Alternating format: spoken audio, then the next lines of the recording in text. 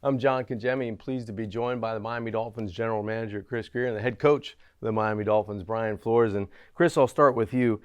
A lot of research on this guy about a month ago, getting into the coaching process and coaching search. And what stood out about Brian Flores as a coach, as a person, and what has it been like working with him over the last 3 weeks?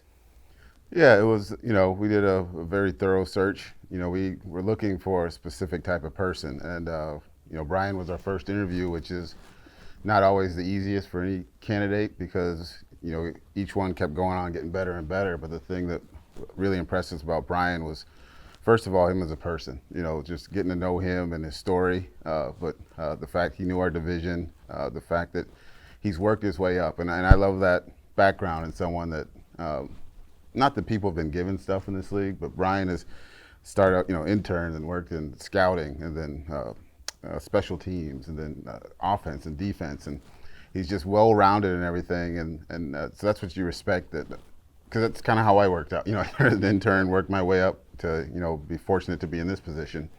But, Brian's professionalism and just the fact, his work ethic. And then, and we'll be honest with you, and you can ask Mr. Ross, with the 3 interview process I've been through with Steve, Brian, we could not find anyone to say anything bad about him as a person, as a coach, as a teacher, a mentor to people. And so it all came together, and we were all just like, this is the right guy to lead us in the future, and we're very excited to have him. It feels like you find the right guy to lead a football team, and when you're leading a football team, you have to build a staff. You have to build those people around you to make you even better as a head coach. Take us through that process of assembling, Brian, the coaching staff and evaluating the current roster that's the Miami Dolphins right now. As far as assembling the staff, I really think it's important that you get a group of guys who work well together. I really believe that the core values that we want in the team has to come through the staff. So I wanted guys who had a lot of the same beliefs and the same vision that I have, which is hard work, putting the team first, and I think we're going to talk about that day in and day out, and it'll be reinforced by the coaching staff. So that's kind of what we were looking for: guys who are great teachers, guys who work hard, guys who want to do any and everything to help the Miami Dolphins become the best version of the best team we could possibly be. Well, it seems like in the offseason, the combine just comes on you, and it's here, and it's a week-long process up in Indy. I wanted to ask both of you guys, and I can start with you, Chris, how you prepare maybe your scouting staff for the combine, and then Brian, how do you prepare your coaching staff for the combine? Yeah, I think this has kind of been unique probably for both of us because, Brian winning the Super Bowl and doing a great job there. I always, remind him of that.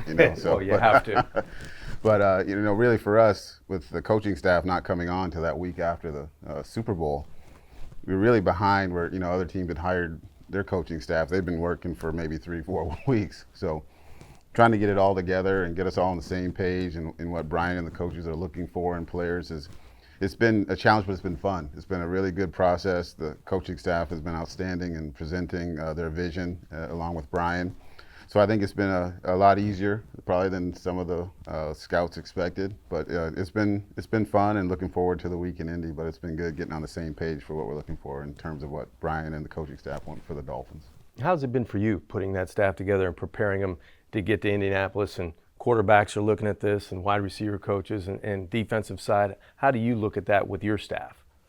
I think as a staff, I think it starts by evaluating Miami's, The roster. our roster. Yeah. And we got a lot of really good players on this team. And I think every team's going to have some needs and things that that they're looking for moving forward, and to kind of evaluate the team and evaluate the things that we would like to have on the team, and sit down with the personnel department and kind of go through those and go through them again and again and then again until really these are the things that we're looking for. And that's a blended environment, and that's a constant thing because with new coaches and the way you want to direct this football team, the schemes have to match the players, and sometimes the players have to kind of blend into that scheme. How does that work as a general manager, or maybe for the scouting staff going out and getting a new staff with new ideas and how you want to look at different players, maybe through free agency, through the combine, and all that, Chris? Yeah, it all starts with Brian and the coaching staff, the vision of what they want. So, me starting out in New England, I kind of had an idea when we talked, because philosophies kind of mesh in what we're looking for. So it's good to get Chad and Pat and the rest of the coaching staff in as well. And so when that vision gets laid out in front of the scouts, it makes it easier, especially now for the combine and then the spring workouts, to start looking really for the players that fit in terms of character, toughness, athletic ability, scheme fit, etc. So it really just makes this spring a lot easier, because these last 2 weeks have been long days. Brian's sat in. We've been in from 7:30 in the morning to sometimes 9:45 at night, just watching players for this upcoming draft. So I think we have a pretty good grasp on it right now. So very excited for the spring. Brian, you mentioned about your coaching staff and having smart, versatile players. You have to be able to maybe change schemes week to week to win that particular game. That means you have to go out and find those college players that are not only good athletes, but they can take in a lot and then hit delete and start over again. How do you evaluate those players out there, maybe college, free agency, in terms of being able to have the smarts and the talent to fit this roster? Well, I think Chris mentioned it's a collaborative effort between the personnel department and the coaching staff. The scouts have been out. I mean, hours and hours and hours of time, out on the road this fall. So they have a really good feel for the players that are going to be in this upcoming draft. So I think for us, and I've mentioned this to our staff, we got to lean on those guys and their expertise. And again, it's a team.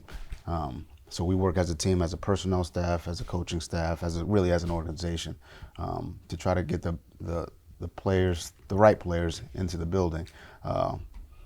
And as coaches, we've obviously dealt with players, obviously over each coach's career. But right now at this time, I would say that we need to lean on, the personnel staff, and obviously do our own due diligence and get to know them as we will. And when we get to the combine and meet these players for the first time, and meet them, in the spring workouts and, et cetera. So again, all of it's part of the process. And, right now it's, we really got to lean on Chris and his staff. And we've done that. And I think this last couple of weeks have been exactly that. And you talk about team. Over the last couple of weeks, you've had a chance to study the current roster. What stands out to you and what excites you about some of the players you might be able to coach, in a month or two? I think we've got a lot of really explosive young talent on this team, both offensively and defensively, and in the kicking game. I'm a special teams guy, so I'd start there. I think we got a really good group of specialists, and I think this there's definitely a young nucleus, good players really across the board. I'm excited to work with all of them, and I think moving forward, this is going to be about hard work. It's going to be about building a cohesiveness and a really a team bond. It takes 11, obviously. It's not going to be one or two or three or four or five players. It's going to be really all 53.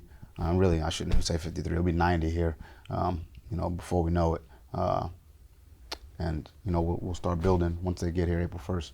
Chris, recently you've added former Raiders GM Reggie McKenzie to the personnel staff. You also named Marvin Allen as assistant GM. What led you to those two guys and those two decisions to bring those guys into the Miami Dolphins? Yeah.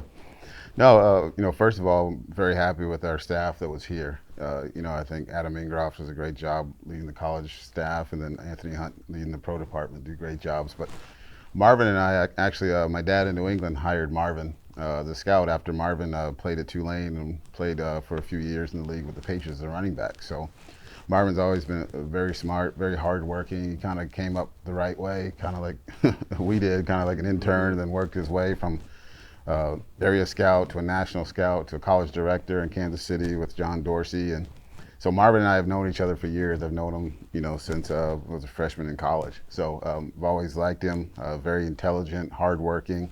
but a good person, and a great personality. And then for me, Reggie was a bonus. When Reggie was let go in Oakland, I called him, I think probably about 2 days after, and just said, I said, hey, you did a great job. You guys were in the salary cap hell. You drafted, maybe a guy that's going to be a Hall of Famer and a couple, all pros. And so I just told him, I said, I always respected you. I'd known him over the years. And I said, if you ever want to get back in, I know you're going to have other opportunities that we'd love to have you. And so I told Brian that we might have an opportunity to bring him aboard, and he was interested. And so I was very flattered when he told us that he had about 3 or 4 offers and he wanted to come here. So very excited. He was in the building yesterday, got to meet everybody. So very excited to have him. Yeah, you're right about the turnaround and the guys that he's been able to be around in his career. Let's get back one other question about the combine. What am I looking for as a fan? What gets overhyped? I mean, here's the 40, here's the bench press, here's the shuttle run. For me, anyway, guys, it's the interview process and getting to know those guys. Maybe what's it for you guys? What's your main focus when you get to the combine, or what do you maybe glean more off of than stay away from a couple of things? You've heard me say it numerous times. It's the old Parcellism, is that it's the underwear Olympics. Yeah. People fall in love with guys that work out well in shorts and when no one's hitting them coming in. Yeah. And so you fall in love. So for me, I agree. Yeah, the 40 is nice. It brings all the attention. Everyone wants to see it. But I think for me, and not speaking for Brian, it's the interview process. And that's very important for us to make sure we get the right types of person in the organization, and find out their level of maturity, intelligence in terms of football, and just how they interact with people. The hard part today with kids is everyone's on their cell phones, and no one knows how to communicate with people. So for me, it's always interesting when players come in and they meet Brian, and then Dan Marino, and they walk in, and as guys don't know Dan Marino, I'm like, I don't know if this guy knows football, so it's always just like trying to figure out. So I really enjoy the interview process. Getting closer to the start of the new league year in free agency, and there are a lot of decisions about the roster. Where are you in the process of deciding maybe who stays, who goes, all that stuff as you head into the new league year? Well, we're still, like you said, full coaching staff has only been in the building for a little more than 2 weeks. Yeah. So I think they have a good handle on the roster right now. They've been, Brian and those guys have been grinding here late at night as well while we're doing the scouting, getting to know the roster. And, we have time here still. So, we have an idea still, but we're not going to rush into anything, because that's when you make mistakes. So we're going to make sure we do what's right for the Miami Dolphins and take our time and be thorough. But we'll also be very honest and transparent with any decisions that need to be made in the future. The one thing I get from talking to both of you guys, it's all about the team. It's all about trying to get a win and then figuring out how to try to get another win. And going through that process, you both have a vision in terms of how you want to build a team, how you'd like to coach a team. And those tracks have to be going in the same direction. How do you keep them greased? How do you keep that aligned in your thought process? Is it meeting? Is it talking through a lot of things? How do you guys go about that? I think it's constant communication. And, Chris and we've talked about that, and we're kind of aligned in that way. And we, basically talk, 4 or 5 times a day, just about all the things we've talked about, combine to free agency to draft. I mean, there's a lot going on right now. But communication is the big key. And I talk about that with the staff as well. Any